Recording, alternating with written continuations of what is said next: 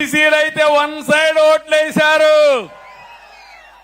ఇవన్నీ చూసిన తర్వాత నాకు అనిపిస్తుంది, ఎప్పుడైనా సరే ప్రజలకు మంచి చేస్తే ప్రజలెప్పుడు గుర్తుపెట్టుకుంటారు. తాత్కాలికంగా కొన్ని ఇబ్బందులు వచ్చినా దీర్ఘకాలంలో నిజం గెలుస్తుంది. అదే సమయంలో ఎవరైతే ప్రజలకు అండగా నిలబడతారని నమ్మకం ఉంటే వాళ్ళని గెలిపించుకునే బాధ్యత ప్రజలు తీసుకుంటారని చెప్పి కూడా నేను మీకు తెలియజేస్తున్నా. ఎంత దుర్మార్గులంటే వీళ్ళు, మా ఇంట్లో ఆడవాళ్ళు ఎప్పుడూ బయట వచ్చేవాళ్ళు కాదు, కడాన మా మిస్సెస్ కూడా కుప్పానికి వచ్చి మీకు క్యాంపెయిన్ చేసే పరిస్థితికి వచ్చింది. ఎప్పుడన్నా చూశారా? 40 ఏళ్లుగా ఎప్పుడన్నా వచ్చిందా ఆవిడ? ఎప్పుడు రాలేదు కదా. ఎప్పుడన్నా నామినేషన్లకు ఇంట్లో వాళ్ళు ఎవరన్నా వచ్చారా మా ఇంట్లో నుంచి? మీరే నా కుటుంబ సభ్యులు అనుకున్నా, మీరే నా బంధువులు అనుకున్నా, మీకే అప్పచెప్పా.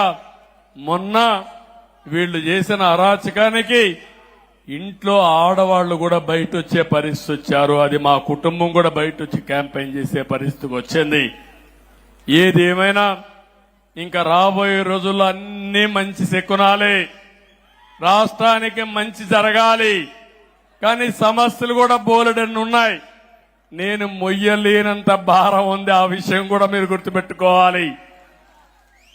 మీకు కనపడినంత ఆశాజనకంగా లేదు. ఖజానా ఖాళీ అయిపోయింది. అప్పులు విపరీతంగా చేశారు. చాలా మంది అంటున్నారు, నువ్వు ఎట్లా చేస్తావు, నీ దగ్గర డబ్బులు లేవు కదా అని. ఉన్నదే నాకు మనో సంకల్పం, మనోధైర్యం. కష్టాలున్నాయని పారిపోయేవాణ్ణి కాదు.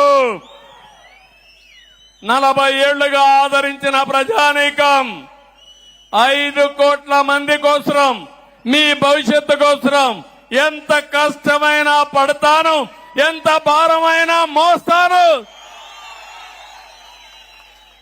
తిరిగి రాష్ట్రాన్ని గాడిన పెట్టే బాధ్యత నాదని మరొక్కసారి మీ అందరికీ తెలియజేస్తున్నా. ఒక పక్కన నిన్న మొన్న నేను గాని, మిత్రుడు పవన్ కళ్యాణ్ గారు గాని మొత్తం ఒకసారి చూసాం లెక్కలన్నీ. ఇంకా లెక్కేస్తున్నాం, అంతుపట్టడం లేదు మాకు. ఎక్కడెక్కడ అప్పు తెచ్చారో, ఎక్కడెక్కడ ఖర్చు పెట్టారో, ఏ దొంగలు ఎంత దొంగలు చేయబోయారో అన్ని లెక్కలేస్తున్నాం. అందుకే రాబోయే రోజుల్లో మొట్టమొదటి కేబినెట్ లో రాష్ట్ర వాస్తవ పరిస్థితులు మీకు తెలియడానికి 7 వైట్ పేపర్లు పబ్లిసైజ్ చేస్తున్నా. నేను ఒకే ఒక విషయం మిమ్మల్ని అందరినీ కోరుతున్నాను. నేను చాలా సార్లు మీకు ఒక మాట చెప్పాను, ఈ రాష్ట్రం మనది. మేము ఈ రాష్ట్రానికి ట్రస్టీలు మాత్రం. కొంతమంది దొంగలు, స్వార్థపరులు ఈ రాష్ట్రాన్ని మొత్తం దోచేసే ప్రయత్నం చేశారు, మీకు నష్టం చేసే పరిస్థితికి వచ్చారు. అయితే మీలో చైతన్యం వచ్చి రాష్ట్రాన్ని కాపాడుకోవాలని నిలబడి, మొన్న ఎన్నికల్లో ఊహించిన విధంగా చాలా మంది ఎన్నికల ముందు భయపడ్డారు. కానీ పోలింగ్ స్టేషన్కు వచ్చిన తర్వాత ఒక సైలెంట్ రెవల్యూషన్ వచ్చింది, పెద్ద ఉద్యమం వచ్చింది. చరిత్ర తిరగరాసే అవకాశాన్ని మీరు తీసుకున్నారు. అందుకే మేము 7 వైట్ పేపర్లు చూస్తే, 1 రాష్ట్ర ఆర్థిక పరిస్థితి, 2 పోలవరం సాగునీటి ప్రాజెక్టులు పూర్తిగా విధ్వంసం చేశారు, 3 అమరావతిని సర్వనాశనం చేశారు, 4వది మీరు ఒకసారి చూస్తే ఎక్కడ చూసినా మద్యం ఏరులై పారి నాసిరకం మద్యం తెచ్చి ఈ పేద ప్రజల ప్రాణాలు తీసే పరిస్థితికి వచ్చారు. 5వది భూగర్భ ఖనిజ సంపద, ఇసుక, గ్రనైట్, లాటరైట్, ఒకటి కాదు అన్ని దోచుకునే పరిస్థితికి వచ్చారు.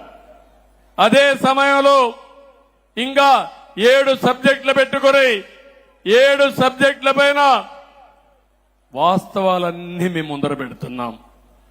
అదే సమయంలో మీరు ఒకసారి ఆలోచిస్తే, మేమేదో ఇంకొక విధంగా వాళ్ళు చేయలేదని బ్లేమ్ చేస్తూ ఇంట్లో కూర్చోవడం కాకుండా నేను ఒక మాట చెప్పాను. మొదటి 3 సంతకాలు పెడతానని ఆ రోజు మీ అందరికీ హామీ ఇచ్చాను.